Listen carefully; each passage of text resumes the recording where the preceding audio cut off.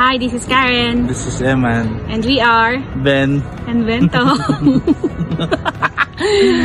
Congratulations! Doktora, we're so proud of you.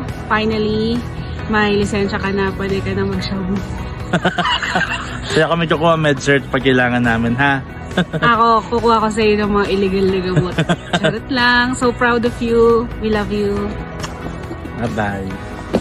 Heart.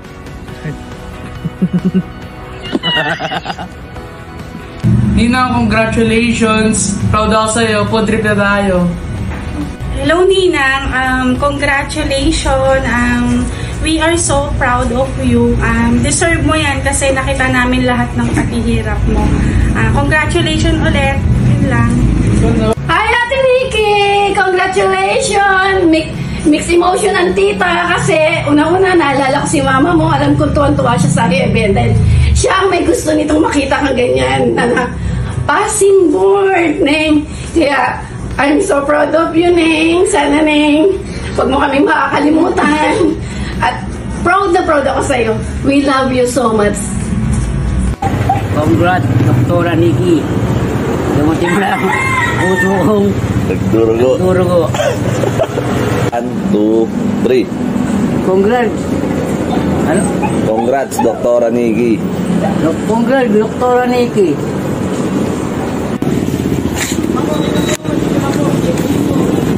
Hoy, liga. Congrats, Doktora Nikki. Dahil sa'yo napagaling mo yung UTI ko. Yun. Konnichiwa, Ate Nikki. Amadata. Alright. Charis. Dahil nasabi ko na lahat sa'yo sa chat. We're so proud of you. Mahal ka namin. Hey. See you sa Thailand. Love you. See you. Hi Ate, congratulations po ulit for passing the exam, and you are the first Sigia doctor, and I think that's really amazing and a historic moment po in whatever legacy we want to leave. And I just want to say you deserve all of the congratulations, all of the love that you're receiving, and I just hope that more blessings would come, and at the same time po to just keep moving forward, striving for better successes, and can't wait to see you soon po. Miss you all there. Bye-bye po. Nikki, congrats pala. Doktor ka na. Sa'yo ako magpapacheck up pa. Magkano yung bayan? Nikki, congrats. Doktor ka na. Kahit ng tiyan ko. Ang sakit. Congratulations, ate. Siyempre, proud ako. Proud si Papa. Hiling ko lang, bawasan mo yung pagiging masungit. At maging mapang-unawa. Love, love, love.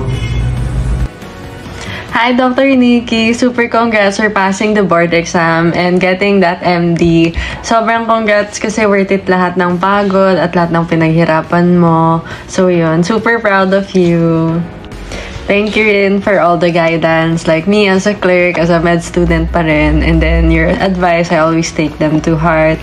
So I look forward sa career mo, kung ano kayang choose mo na residency or whatnot. So ayun, good luck and thank you rin sa mga coffee. Ayun, congrats Ate Nikki or Doc Nikki for passing the board exam. Alam naman namin ni Ate Nicole yung hirap na pinagdaanan mo. Another milestone achieved na naman, hindi lang sa family natin pero sa sayo mismo kasi 10 years in the making yung pag-aaral na yan, grabe. So nakita namin yung ups and downs mo, yung mga tipong nababaliw ka na to the point na naghahanap ka na kinakausap ka na yung sarili mo o yung naghahanap ka na ng ano talaga. I'm glad na natapos na rin yung paghihirap mo. I mean, sabi nga nila na continuous learning daw ang pagiging doctor. Pero at least kahit paano na nabawasan na yung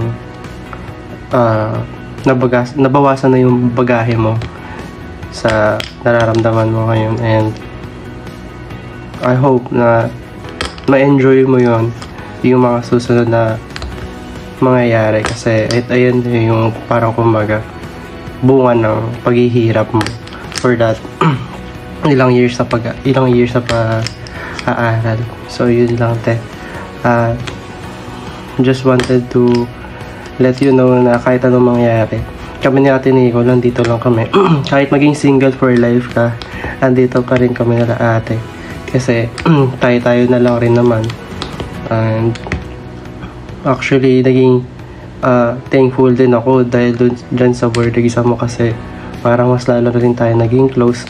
And we get to talk to each other more often kasi nga may mga na tayo, similarities na pinagdadaanan, di ba? So ayun. So congrats ulit. So sana next na milestone mo is magkaroon ng partner in life. Yun lang.